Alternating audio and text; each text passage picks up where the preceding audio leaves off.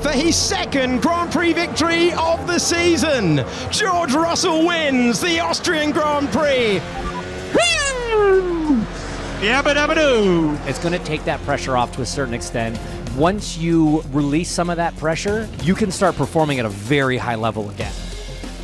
Toto said it was a cold-blooded victory. I could very conceivably see George Russell pull up to Silverstone and absolutely dominate. I wonder if Kimi hadn't made those mistakes, I think he could have won this Grand Prix. You've got to have him believe he could have won that race if it wasn't for outside factors, and then he'll go to Silverstone with confidence. Max Verstappen saying after the race that he's finally got a car that he can fight with. He went off into his chrysalis and now has become a beautiful butterfly. What aspects of this car's performance impressed you guys the most? The driver. The 7-time world champion and the 4-time world champion separated by millimeters. The very limit of acceptable, wasn't it? I love the fact that they're so aggressive on strategy now, but I just wonder whether they did overcook it a little bit today. It's a bit like doing a bicycle kick into the back of the net in a school football match, isn't it? You're going to try and do it again next match, but Ferrari couldn't keep hold of its tyres.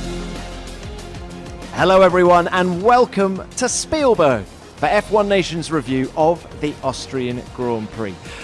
I'm Tom Clarkson, and joining me in the Red Bull ring in the Red Bull Energy Station are two F1 TV experts, IndyCar race winner James Hinchcliffe and two-time Le Mans podium finisher Alex Brundle. Now guys, I thought that was a humdinger of a Grand Prix. What are your headlines? What are your takeaways from that?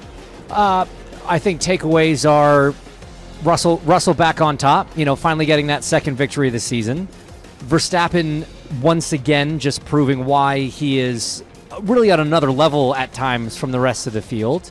And then I think some of the other headlines are more the misses, right? Ferrari not having the pace we were expecting. McLaren really just kind of missing the mark a little bit this weekend. So a couple pluses, maybe a couple minuses. I think it's a race that got away for Antonelli, firstly with the braking issues at the start, and then secondly, they didn't manage to capitalise, whether it was by positioning of the cars on track for the VSC where Sainz stopped, or not quite calling it as quickly enough. But when you look at his pace towards the end of the race, actually he was relatively quick. He maybe could have been past Verstappen. Whether he could have challenged Russell, I don't know, but that would have meant the point swing would have been considerably different.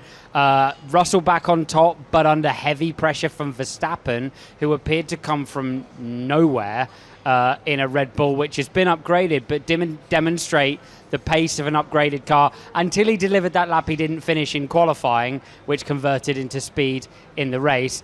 And we've got a hell of a season on our hands if that's going to be the battle for the rest of the year, which I don't think it will be, because this circuit is so specific and we're on to some very different ones next. Right, let's break it down driver by driver. Can we start with Russell? He opened up in the press conference after the race talking about all the mental pressures he'd been through over the last 2 months, Canada, Monaco, and what a release this race was. It's been a tough couple of months. Some really tricky races, with races that felt like everything was going against me, then some races with some tough performances. Obviously I've got a really incredible teammate next to me who week in, week out is delivering some pretty spectacular performances. So for me, going into Canada, going into Barcelona from quite a low point, I needed a lot of resilience to be able to get back and deliver some strong performances. So to get the last 2 poles, to get the win here this weekend, especially on a track which I don't think is so suited to me, I'm really, really proud about. How emphatic was this win by George Russell, or have you guys alluded to it already in slightly different circumstances? If Max maybe had pitted for his second stop a little bit earlier, could it have been different for George? It wasn't a dominant performance, right? He didn't. I mean, he led lights to flag, but he didn't walk away with it. As Alex said, under heavy pressure, caught considerably by both Max and Kimi in that final stint. Maybe he's just managing. Maybe he had pace up the sleeve. I think regardless, if you can get a win, you can get back on top after what he's been through, it is going to help. It's going to take that pressure off to a certain extent. He'll sleep well tonight. And once you release some of that pressure, you can start performing at a very high level again. And if there's been something that's been holding him back, something that's been sitting in the back of his mind, maybe that's been a little bit of, maybe he was stressing about throwing the win away in that last stint, because he was quite strong in the beginning of the race. As you get closer to the end and you can see that it's just around the corner, you start tightening up, and maybe that was some of it. With that win now, that second win, 2 races in a row, he's taken a good haul of points out of Kimi's lead.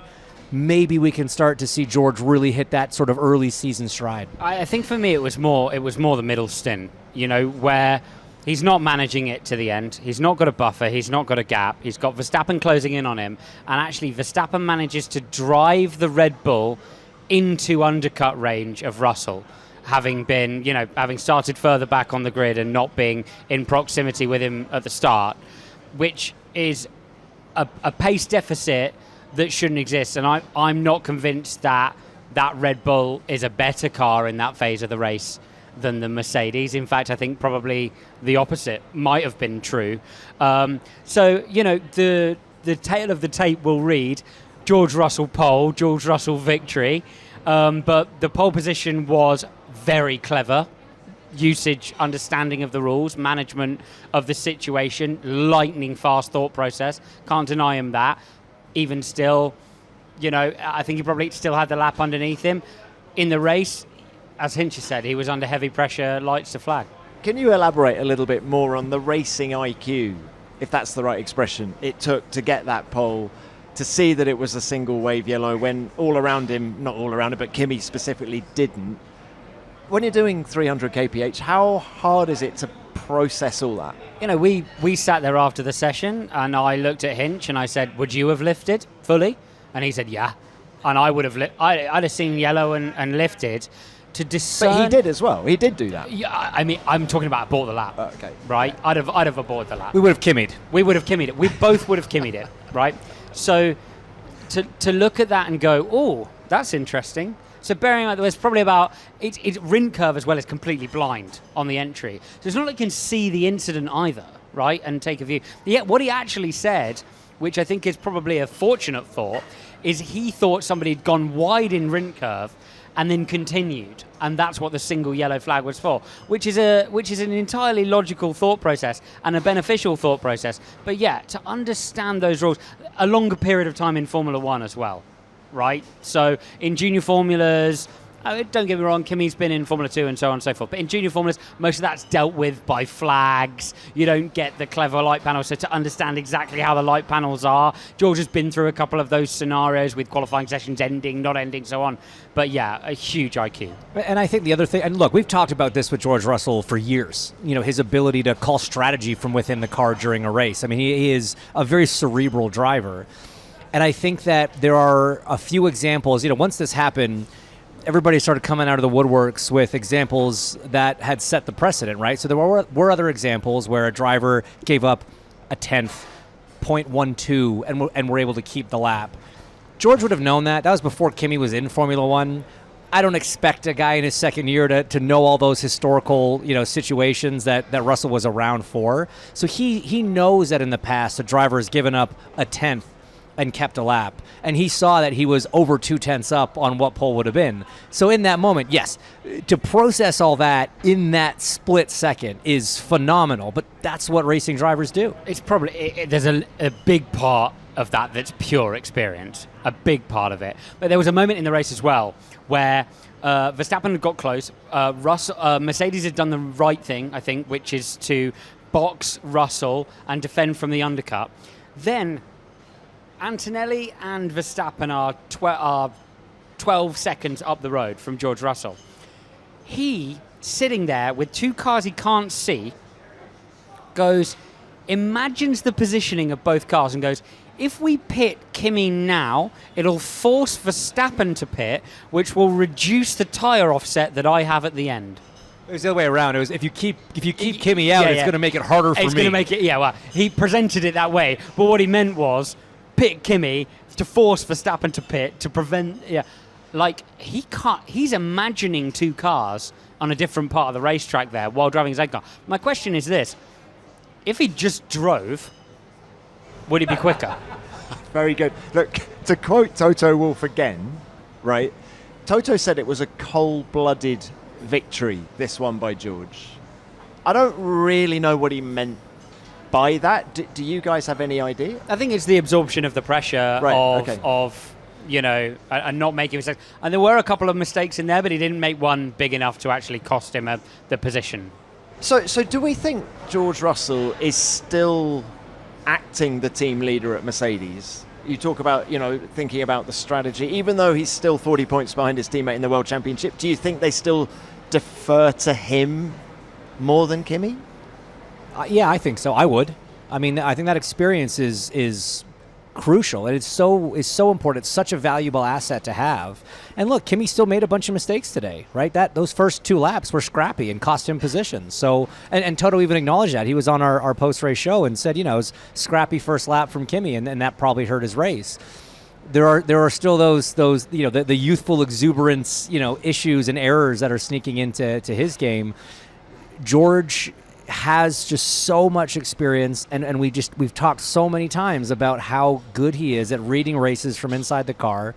I do think the team still does lean on him tremendously in those situations. It's a quirk of sort of the amount of resource available to drivers and the amount of resource engaged in the cars in modern Formula One, though, that actually, when you've got so much information as the team, and I remember Daniel Ricciardo, for example, in his last couple of years as a Formula One driver, and the team was saying he's trying to apply experience and he's trying to guide the engineering direction and he's trying to use all of the information he has for being in championship winning teams, and actually what we would love him to do is just drive the racing car, because we are capable of setting up, we're capable of engineering it, we know how much each different component bends per temperature. So do they need that amount of info back from George? And when you actually listen to the comments from George and you listen to the comments from Lewis of late, they've both taken a step back, right? Lewis, not using the simulator anymore, focusing more on data. George, focusing less on other people's data, just focusing on his own. So I do think we're in this interesting era of the sport where there is information overload. Like, we use a term all the time, it's over-engineering the car, right? Engineers can over-engineer the car. They've got too many sensors, they've got too many settings, too many options. Back to basics. Do you mean, just in layman's terms, you're overthinking? Basically, yes. And so for a driver, you can pump too much information into your brain. Ultimately, you've got to rely on that gut instinct, that seat of the pants feel, that made you good and got you to this place in the first. They don't have that in F2. They've got data, but they don't have anywhere near the resource that you do in Formula One. So kind of take a step back and just go back to basics a little bit. Engineers will say, in as many words, I just need to... In fact, Toto Wolff said it over the radio to George Russell in qualifying. George, just drive. Just drive. Just drive. And I've had engineers say to me in the past, in driving with a lot of information on the cars, I need you to be considerably more stupid than you are, please, and just drive the racing car and stop trying to engineer it. That's my job. So George actually admitted, didn't he, that he's been overdriving, overthinking, overdriving. Just let it come naturally. Do what you do. Trying sometimes is the worst thing you can do. Yeah. Right? Driving quickly in a race car is such a second nature thing. It's an innate ability at this point, right? It's pre-programmed, it's muscle memory, it's instinct. And sometimes as soon as you mentally start trying to go faster, you immediately go slower. But when you are getting beat by someone, it's really hard to not try harder, right? So it is such a delicate balance. And guys, that's why it's hard. This is Formula One. It is very difficult. These are top-level athletes in an incredibly mental game.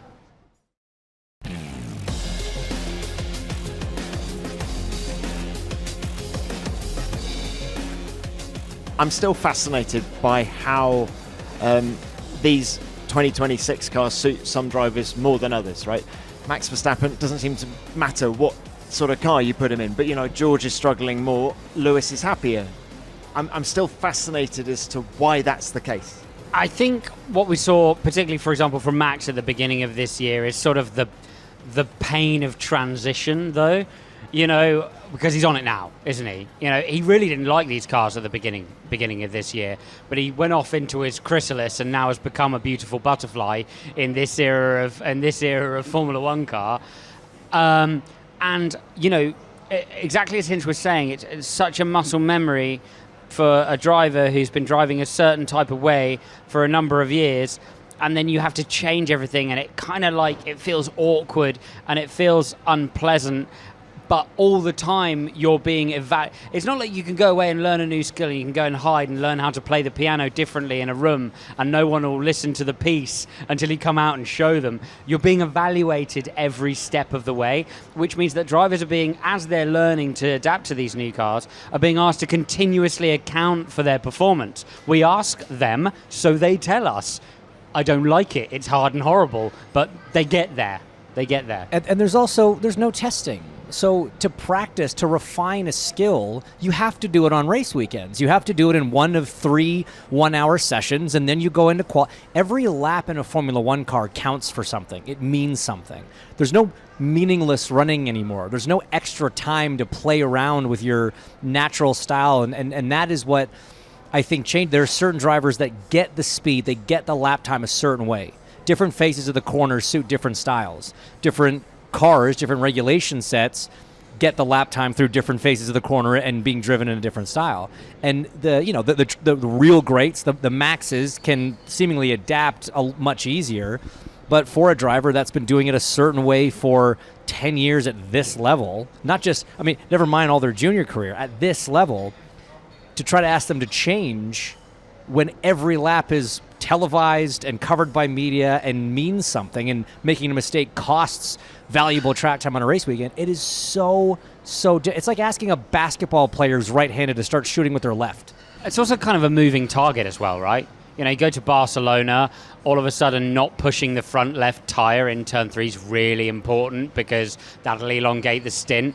Turn up at Red Bull Ring, suddenly it's the rear left or the rear right, or none of that matters, and it's actually now the brake temps that are the problem, that you need to make sure those are right. That wasn't a problem in Barcelona, it wasn't a problem in Monaco, it wasn't a problem, and so these continuously moving targets, it's going to take really the full season before we actually find out who can really drive these cars. So we're seeing who can engineer them, we're seeing who's got the best one, but who can really drive these cars is still playing out on track. And a win from Pole and closing the gap. What is he? He's taken 28 points out of Kimi Antonelli in the last couple of races. All that helps, doesn't it? And then your boss comes out and says, yeah, we're going to keep the same driver lineup for 2027. Surely it's a confidence game, isn't it? And it always has been. It always will be. And that's why I said, this win now, even if it did seem at times in the race he was maybe driving a bit tight, I could very conceivably see George Russell pull up to Silverstone and absolutely dominate that event, lead every practice, qualify and pole, and dominate the race. That is the kind of thing that a weekend like this, that he fully executed. Barcelona, he nearly fully executed. This one was a true full execution, start to finish. Right, what about Kimi Antonelli? Let's just deal with all things Merc before we come on to Max Verstappen. What about Kimi? As I just said, George has closed the gap to him by quite a margin over the last couple of races. Kimi's making a lot of mistakes. As he's on his way back this evening, what's he going to be thinking on the plane? He got beat by George in qualifying, right? I think we looked at the data, even without backing off, he wasn't going to beat George. That lap, George made it happen. In the other races where George has done that, kind of think back to Montreal, certainly late in the race in Barcelona, Kimi's race pace has kind of been better. His race craft has been a little bit better. His race pace has been a little bit better, but it's peppered in with all these mistakes. Kimi can look at this weekend and think, in his head he's going to think, I would have got pole if that yellow hadn't happened. He's not right, but he's also going to look at that first lap and the positions that it cost him. Even if winning wasn't really on the cards for him today, he probably could have been second had he not made those mistakes. So he still just has to look at the little things that he's missing and giving up time on. It'll be interesting to see how Mercedes actually handle this, because I think the right way to handle it with Kimi would be for them to say, the braking issue at the beginning wasn't your fault. You've had a problem. We've tried to mitigate it to whatever percentage that's true. And then we maybe could have pitted you when Sainz stopped, and maybe could have given you the opportunity to win the Grand Prix, and you were faster than George Russell at the end. That's what I would tell Kimi Antonelli if I was his engineer, and I would try to have him leaving feeling like he won in terms of performance, even if he didn't win in terms of finishing position. We saw from sort of after the early couple of races where George was super strong, we saw that Kimi was going to be lightning fast. And I knew, because I watched him in Formula 2 do exactly the same thing, every so often he's got better at recovering from them. He has a little mini meltdown on track where he loses a couple of positions, or, he'll have a spin or a moment, and then that I always thought would be what cost him the championship in comparison to George, if it played out, who I think is way more experienced, consistent, understandably. As Kimi's engineer, as Bono, you've got to have him believe he could have won that race if it wasn't for outside factors, and then he'll go to Silverstone with confidence. I wonder if Kimi hadn't made those mistakes in those opening couple of laps, I think he could have won this Grand Prix. Me too. We looked very, very hard at the stop, potentially for Sainz around the virtual safety car, and if they'd absolutely gunslinger called it, they might have got him in, which would have been a cheaper pit stop and would have put him in the battle at the front. Honestly, if it absolutely fell for him, he could have battled George Russell for the win today. So what do you think he's thinking about the championship now, Kimi?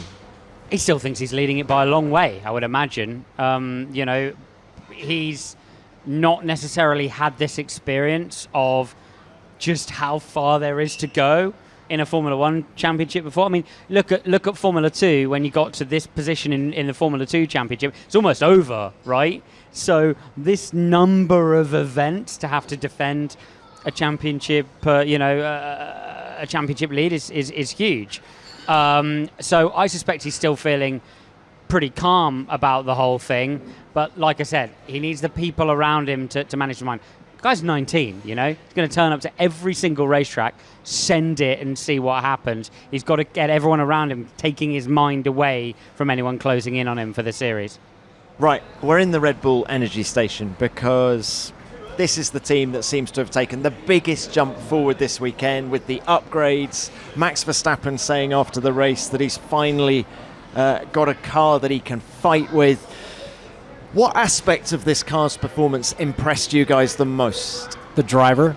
I was going to say Red Bull have taken a step forward. I think Verstappen has. We look at Hadjar's performance. I don't think you can separate the two, though, can you?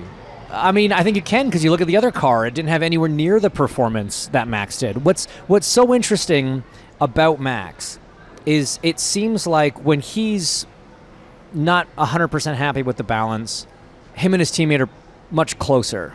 Once he gets the car the way he wants, which now again still seems to be something that other drivers struggle to match, the gap tends to grow. And I think we saw it in 23, I think we saw it in 24, I think we saw it in 25.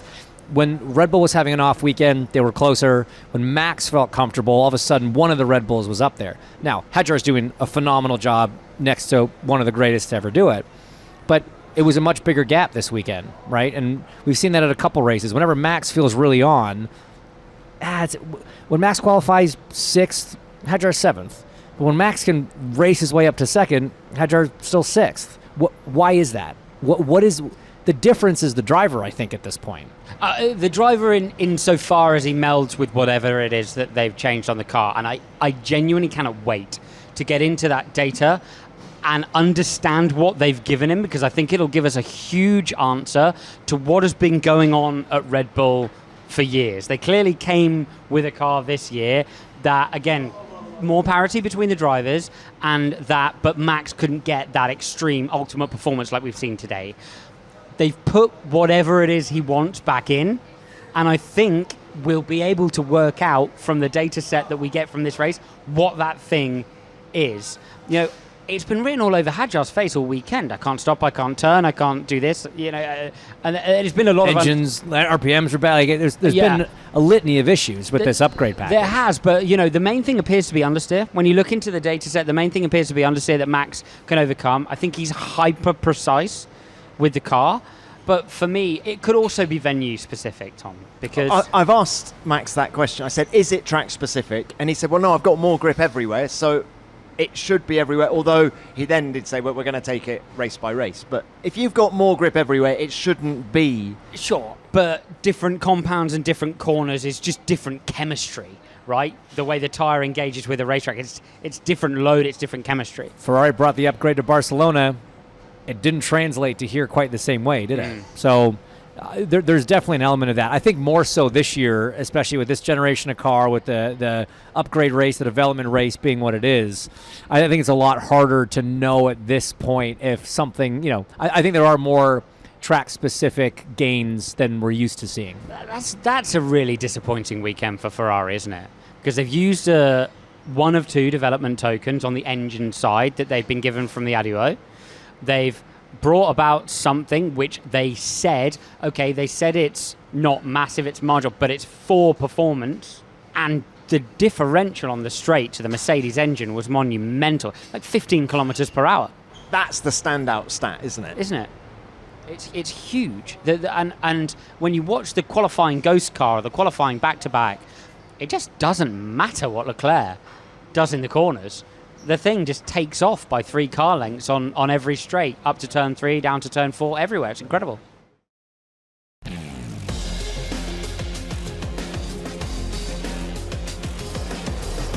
The 7-time world champion and the 4-time world champion separated by millimetres, nearly on the grass, trying to go the long way round at turn number 6. And they're still continuing on. He brushes the gravel and he still won't yield. This is magical as Hamilton stays ahead. Asks Max to back off. No chance from Max Verstappen goes again. And he jumps across Hamilton and he gets by this time. How much did we enjoy seeing those two champs do what they do between, Amazing. What was it, 4, turns 4, 5, 6, it just went on and on, didn't Incredible. And multiple times, and I think there was just the right amount of respect. I mean, they ran each other as hard as you possibly could. First time, I thought the second time they did it, Max was harder. Yes, but when Lewis was on the inside in 6, Max did drop wheels on the exit, so he didn't give him a full car width. Max just didn't even give him the opportunity when he got to the inside to hang it on the outside. Different style, different strokes, whatever. But look, those guys they've been doing this for a long time. They've been fighting each other like that for a long time, and the beneficiaries are us and everybody watching at home.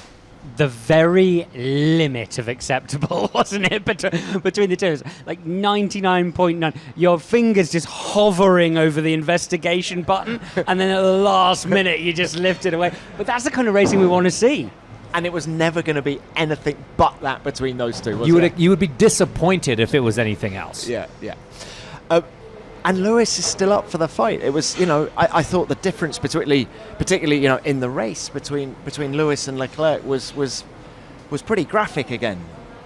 Yeah. That win has gelled Hamilton with the team.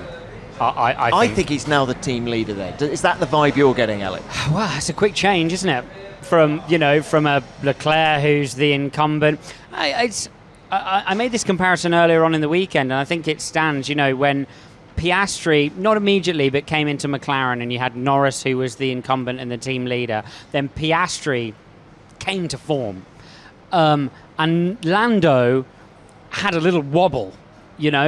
Just by sort of notion of having to suddenly deal with this guy across the garage who is in my team and now has parity with me and is actually performing. I think that's what you're seeing from Leclerc at the moment as well. Just sort of re-establishing the status quo and understanding that, it's now him, Hamilton, and Hamilton has, every time they turn up to a race weekend, there is a good chance Lewis Hamilton can beat him. They're 4-4 in qualifying throughout this year.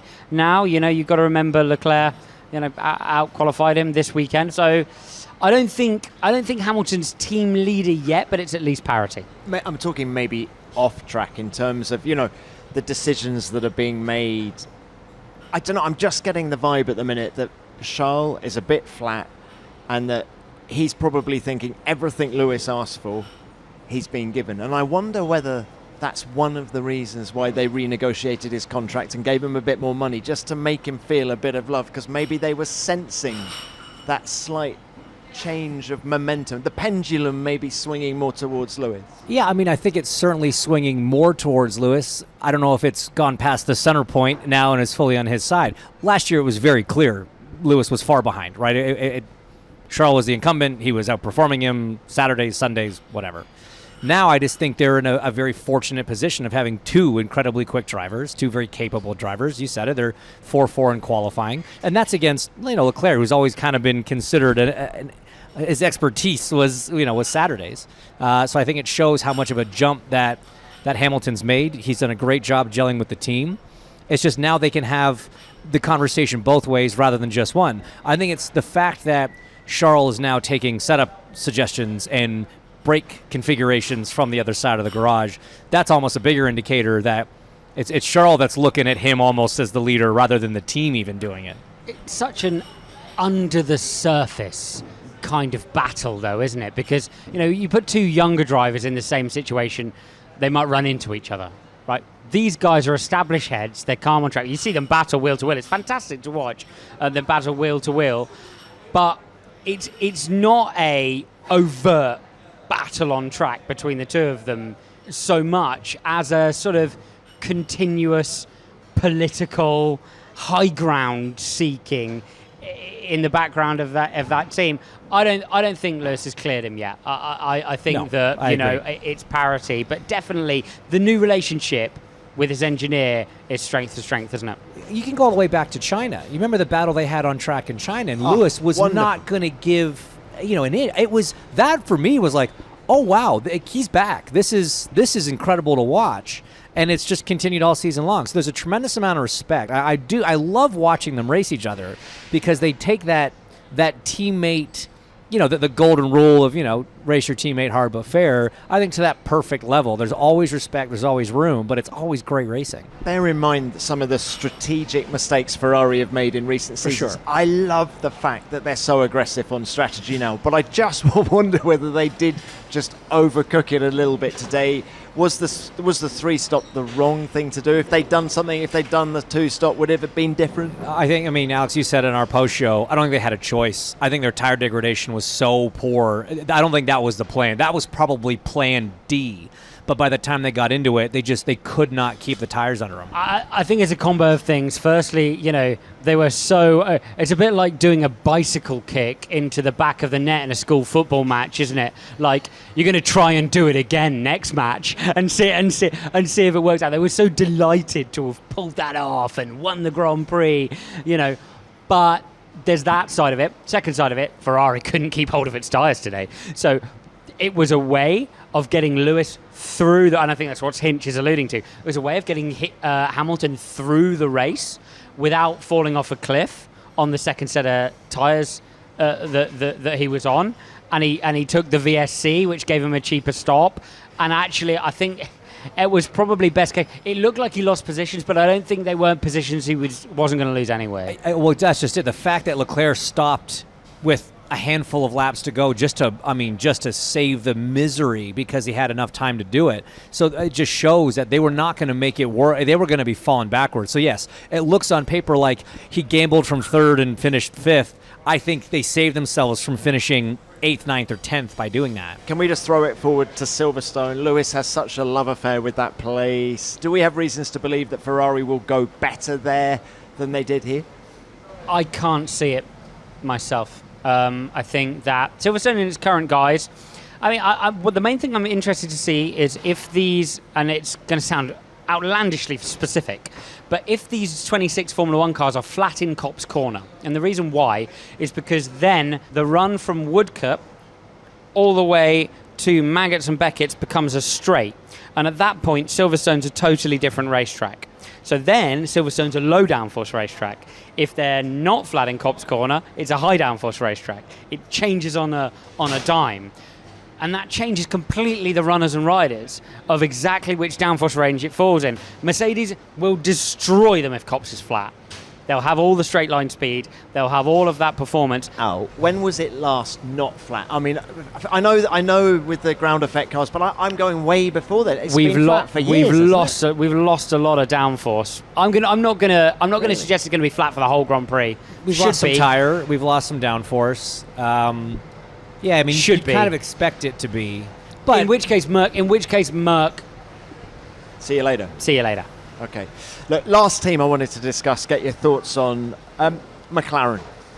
They have a great record at this track. Lando Norris in particular, won the race last year. I know it's all very different now, but surely they were all expecting more than a P4 and a P7.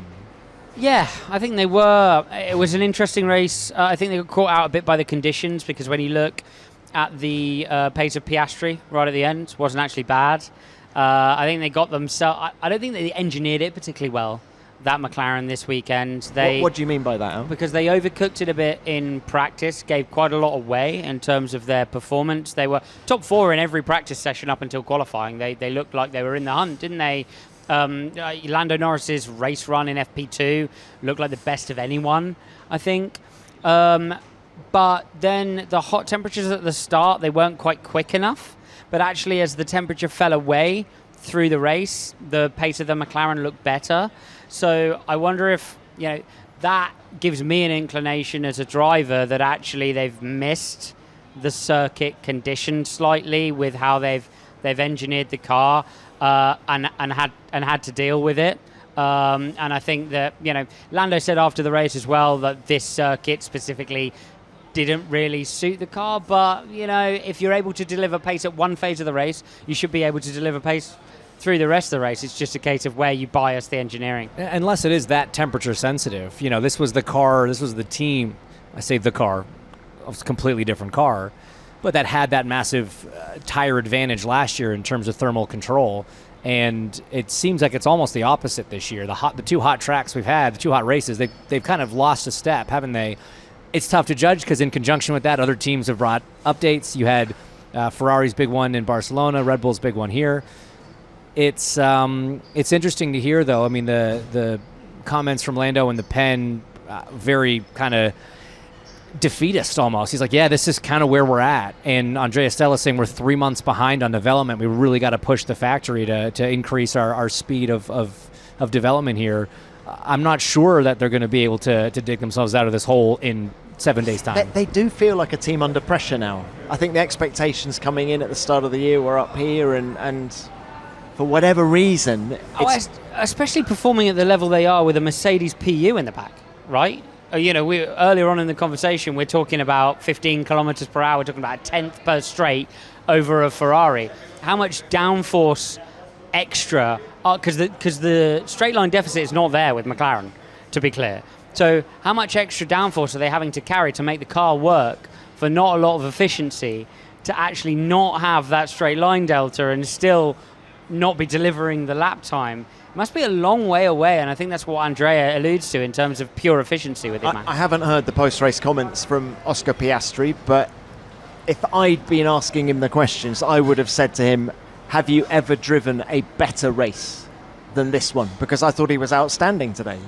He was. I think he definitely outkicked his coverage, right? I mean, he exceeded, I think, what the potential of that car was, capitalized on the fact that Ferrari weren't able to keep their tires under them. That's what you have to do on a day when it's not your day, right? So that was the kind of race that a seasoned, experienced, championship caliber driver has to pull off. But it doesn't make you feel all warm and fuzzy inside when you know that you're just working with such a speed deficit at the moment. It's one of those, isn't it, where he'll be on a stage when he's 65 years old and someone will sit next to him and go, what was the best race you ever drove? And he's going to go, I can tell you, I finished 4th once. Hey, it happens. At the Red Bull Ring. And it was probably the best I ever drove, and nobody noticed and nobody gave me a trophy. I'm going to ask you to. I bet you can relate to it and you can relate to it, right? I bet you there were races you didn't win where you did a cracking good job, right? Absolutely. Yeah. That's a huge part of it. Yeah. That's the thing about motorsports. It's not a win or lose proposition, right? You're not up against one opponent. You're up against many, and you can have a great day without winning the race. I was mostly brilliant all the time, I think. It's hard to pick one of my incredible performances. Particularly excellent, but oh God, I hope that comes across the way it was intended. They can't see my face, I've just realised. I can't wait for the article. Brundle says, I've always been excellent. Yeah, I can't wait for that to get ripped up and put on a slate on social media. That'll be great. Guys, what a wonderful chat. Thank you both very much. Before we go, we have to do our driver of the day. Now, Max Verstappen won the vote on the telly. What do we think? I'm having Max. Yeah, I'm gonna second that. Are we all having Max? Yeah. God, can I put my towel on Max? Because he's been throwing me difficult questions all weekend. I have. So and you've been coping very well. I appreciate it. The magic was: is attrition going to be a factor within the top 8? That way, he was about to. Well, yeah. I don't. Max is my driver of the day. Piastri comes a close second. I'd say Max for sure. To take a car with a deficit and be within a second of the win, I think is just an unbelievable performance. Okay, so Max is all of our driver of the day, but I think we need to have some just to continue the debate, lads. What about let's have a mention in dispatches? You say Oscar, but let's go further down. Lawson. The top 10 people we haven't mentioned. Lawson P9, Lindblad P. I mean, Racing Bulls are smashing it this weekend, this year. And what's so impressive about today is, Lindblad even said post-qualifying, and I spoke to a couple different teams, the midfield teams that are battling with Racing Bulls, they kind of said the same thing. Yeah, you know what, they're good over a lap, but their race pace usually isn't as strong. Started 9th and 10th, finished 9th and 10th, on a day when degradation was a huge issue, and temperatures, like taking care of brakes, taking care of engines, like everything was an issue today.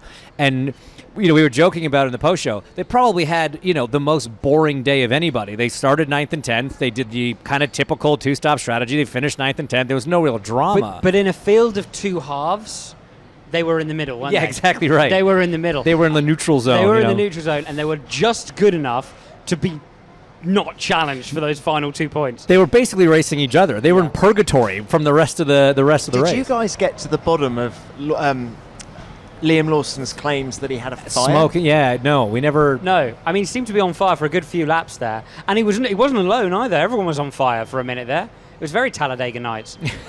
I assume it was okay because he said, "I'm literally on fire." Yeah, it wasn't their in smoke. The car. It wasn't their smoke in the cockpit. He said fire, which is an interesting comment to make, unless he saw something on the front axle that was. So the difficulty here is managing the brake system because of the regeneration, which makes it really hard to manage the temperature of the brakes. And obviously you're then going from cold to working temperature, and there's a chance that you can, if you just got it wrong, there's a chance you can overshoot. To be clear, you can overshoot, and it's not just about blanking them. How you run the engines affects the brakes because they regenerate energy from the rear axle only. So you wonder if he's relating to a brake fire there because he's basically relied on one set of brakes too much. That's the only thing I can think of that it would be that you could then sort of put out with the brake ducts by asking the engine system to do more. Any other ideas? But good effort to make it last because that was early in the race, and obviously they managed the issue. Bro finished 9th and was on fire on lap 3. So that's impressive, isn't it? Brilliant stuff, guys. Now, for more reaction and analysis from Austria, please go to f1.com, the F1 app, or at F1 on social media. And we are heading straight to Silverstone. F1 Nation will be back on Thursday with our preview of the British Grand Prix. And don't forget to check out F1's other official podcasts. This week's guest on F1 Beyond the Grid is reigning world champion Lando Norris. I thoroughly enjoyed that one, and that's out on Wednesday. And you can watch our chat on the F1 YouTube channel. And the latest episode of F1 Explains is all about the role of driver managers with Carlos Sainz's manager, Carlos Honoro. That's just below this episode on the F1 Nation feed. So, Hinch, I never know when we're next going to see you. Hungary is my next one on the ground. Okay, well, brilliant.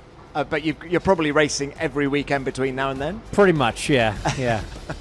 One weekend off, but I got to travel for a family wedding. So I'm not home, certainly, between now and then. And at a racetrack in all weeks but one. All right, well, Hitch, it's brilliant to see you. Alex, we're going to see you at Silverstone? Yes, I've done my racing bit, and now my yapping bit continues. So I am Silverstone, and then Spa, and then something else. And are you racing, doing? Yeah, I did the N24 a couple of weeks ago, and then it's the Silverstone Classic. What are you driving there? Oh, all sorts of old tin boxes. Lola T292 and some Mustangs and all sorts of lovely sideways stuff. So I'm going to be checking out Lando Norris's lines around Silverstone to make sure my Mustang on cross plies is going in the right place. All right, boys, good luck with everything. Thank you for your time, and thank you to you at home for listening. F1 Nation is produced by Formula One and Audio Boom Studios.